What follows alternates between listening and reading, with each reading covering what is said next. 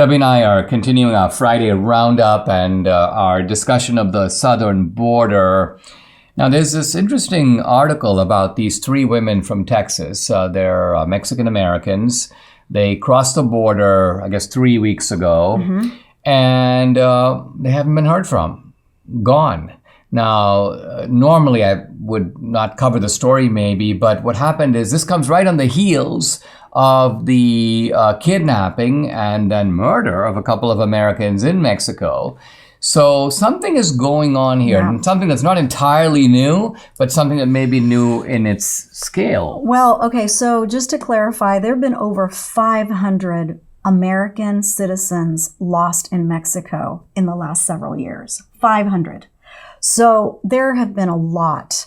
Not to mention over 100,000 Mexican citizens that are kidnapped in Mexico, and through the last several years.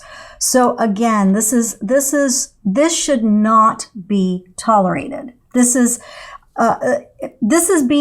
terrorizing citizens. And it's not just terrorizing your own citizens, the Mexican citizens, but it's terrorizing American citizens from wanting to travel to Mexico.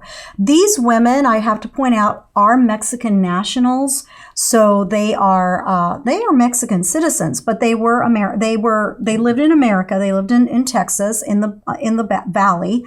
And apparently they were going to go to a flea market to sell some things, and it's about a 3-hour drive from Perlitas, where they originated from, a small border city near McAllen, and they had to cross, obviously, cross the border, and then three hours into Mexico, into the heart of Mexico there, and they disappeared. The husband of one of the women was trying to reach them, couldn't, and they have not been heard of or seen since then. And these are older women. These are 48, 49, 53-year-old women.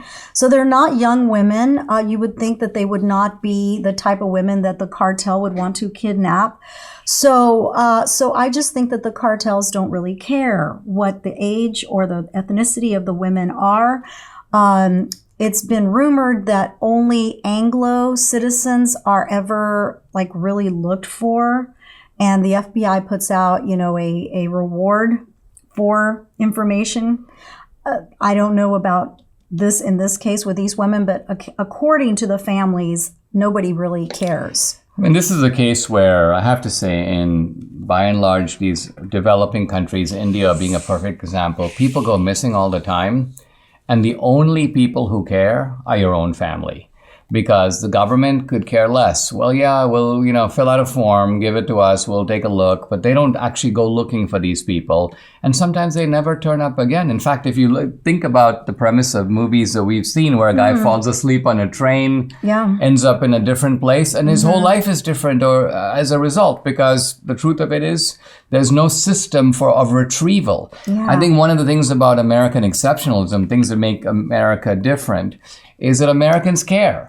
And so if you're an American national, you go to Croatia, you don't come back, you expect the government to go looking for you. You expect the U.S. to have a follow-up in which they're going to try to find out what happened to you. And I think it's part of the diminution of American exceptionalism that we're now seeing this happen to Americans. And you can see, look at Biden's reaction to people left behind in Afghanistan. Hey, call the State Department. We may or may not answer the phone. Send us an email. We may or may not open up our email. Americans in Mexico, the same thing. Well, and I want to also call attention to a bigger problem that, it could be that this phenomenon of missing people, is bad enough.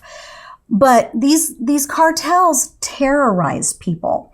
And if we aim to solve that, to solve the problem of cartels, we will solve a lot of problems, not just disappearances of people, but we will really put almost, I would say, an end to illegal immigration, because a lot of people are coming from Mexico because they are terrified of these cartels. So they want to get into America to get away from them, right? And so the cartels use them as human trafficking shields, right? To bring in cocaine or bring in fentanyl. And so this problem would be solved. The other problem that would be solved is the fentanyl crisis. I talked to you this morning about how we were up in arms when the Islamic radicals killed, over 3,000 of our American citizens. But why aren't we doing the same thing for the fentanyl crisis that has been perpetrated and caused by these cartels? We've lost over 100,000 American citizens due to fentanyl poisoning. I mean, this is the peculiarity of, human psychology. You have a single attack on 9/11, 3,000 Americans, and massive changes in our society, massive deployments against this threat. But when you have a creeping crisis that has gained momentum and taken, like you say, 33 times the number of lives, only now, almost belatedly, we're waking up to this problem. But I mean, really, I think that it will solve all these problems. It'll solve the disappearance problems, the terrorizing of citizen problems, the fentanyl problems, and the illegal immigration problems. But are politicians willing to take them on? And so far, neither, even Republicans haven't. You mentioned, hey, listen, even under Trump, even under George W. Bush, we didn't see a whole lot of direct action. You might have seen some sealing of the border, but no direct action against these bad guys. But that direct action, I think what you're trying to say, is going to have benefits that reverberate far and wide. That's right.